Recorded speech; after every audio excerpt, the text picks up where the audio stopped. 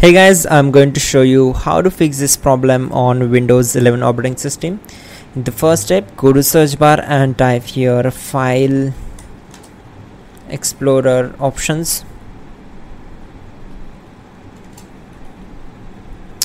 Then click here to open it. It will open this window, File Explorer options.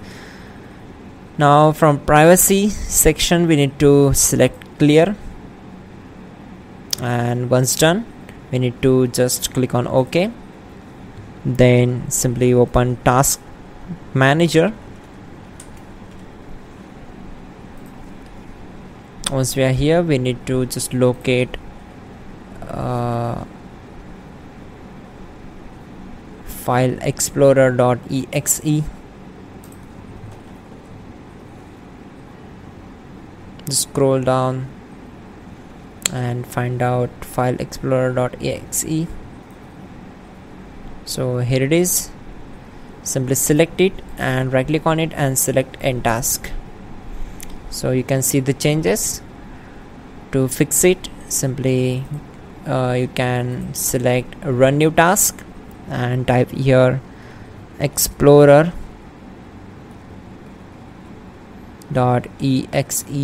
and click on OK. Now we need to wait for some seconds. Once done, we need to close this window.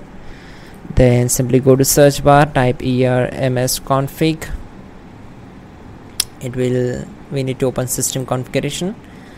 So on this window, simply go to services tab, check this option, hide all Microsoft services, and click on disable all. Then we need to click on apply and then OK. Now once done, again right click here, select task manager, go to run new task, then click on browse button, go to this PC, open C drive, open Windows folder, then find out system32 folder, just double click on it to open it. Now here we need to find out cmd.exe file. So here it is, select it and click on open. Now check this box and click on OK. And for here we need to execute this file sfc /scan now and hit enter.